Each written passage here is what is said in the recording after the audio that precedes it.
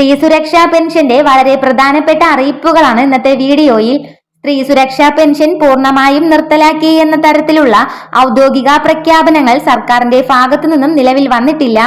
എന്നാൽ അർഹതാ മാനദണ്ഡങ്ങളുടെ കർശന പരിശോധന, റേഷൻ കാർഡ് പുനർപരിശോധന, മറ്റു പെൻഷനുകൾ കൈപ്പറ്റുന്നവരുടെ വിവരശേഖരണം എന്നിവയുടെ ഭാഗമായി ചില ഗുണഭോക്താക്കളുടെ അപേക്ഷകൾ താൽക്കാലികമായി തടയപ്പെടുകയോ അർഹത നഷ്ടപ്പെടുകയോ ചെയ്യാം. മുഖ്യമന്ത്രിയുടെ സ്ത്രീ സുരക്ഷാ പദ്ധതിയുടെ ഭാഗമായി സാമ്പത്തികമായി പിന്നോക്കം നിൽക്കുന്ന തൊഴിലില്ലാത്ത സ്ത്രീകൾക്കും ട്രാൻസ് വനിതകൾക്കും പ്രതിമാസം ധനസഹായമായി നൽകുകയാണ് പദ്ധതിയുടെ ലക്ഷ്യമായിരുന്നത്.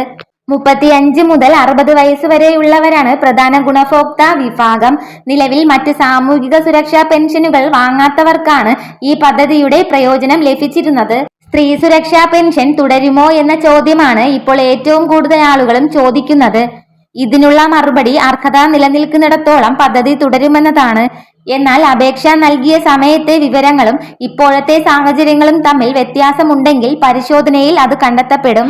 ഉദാഹരണത്തിന് റേഷൻ കാർഡ് ഭാഗം മാറിയിട്ടുണ്ടെങ്കിൽ, മറ്റേതെങ്കിലും സർക്കാർ പെൻഷൻ ലഭിച്ചു തുടങ്ങിയിട്ടുണ്ടെങ്കിൽ, സർക്കാർ ജോലിയോ സ്ഥിര വരുമാനമോ ലഭിച്ചിട്ടുണ്ടെങ്കിൽ അർഹത പുനർപരിശോധിക്കപ്പെടാം. അങ്ങനെ ചിലരുടെ പേര് ഗുണഭോക്താ പട്ടികയിൽ നിന്നും ഒഴിവാക്കപ്പെടാനും സാധ്യതയുണ്ട്.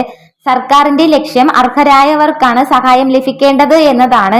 അതിനാൽ അപേക്ഷകരും നിലവിലെ ഗുണഭോക്താക്കളും തങ്ങളുടെ രേഖകൾ കൃത്യമായി സൂക്ഷിക്കുകയും ആവശ്യമായ പരിശോധനകളിൽ സഹകരിക്കുകയും വേണം. ഇനി പലർക്കും സംശയമുള്ള മറ്റൊരു വിഷയമാണ് കുടിശ്ശിക തുകയിൽ വിതരണം വൈകുന്നതാണ്. ധനപരമായ കാരണങ്ങൾ, ഭരണപരമായ നടപടിക്രമങ്ങൾ, ഗുണഭോക്താ വിവരങ്ങളുടെ പരിശോധന എന്നിവ മൂലം ചില ഘട്ടങ്ങളിൽ വിതരണം വൈകാൻ സാധ്യതയുണ്ട്. എന്നാൽ വിതരണം വൈകുന്നത് പദ്ധതി അവസാനിപ്പിച്ചതിന്റെ തെളിവല്ല. സംസ്ഥാനത്തെ വിവിധ സാമൂഹിക സുരക്ഷാ പദ്ധതികളിൽ ഗഡുക്കൾ പിന്നീട് ഒരുമിച്ച് വിതരണം ചെയ്തിട്ടുള്ള സാഹചര്യങ്ങൾ മുൻപും ഉണ്ടായിട്ടുണ്ട്. അതിനാൽ ബാങ്ക് അക്കൗണ്ടുമായി ബന്ധപ്പെട്ട വിവരങ്ങളും അപേക്ഷാ നിലയും കൃത്യമായി പരിശോധിക്കുക.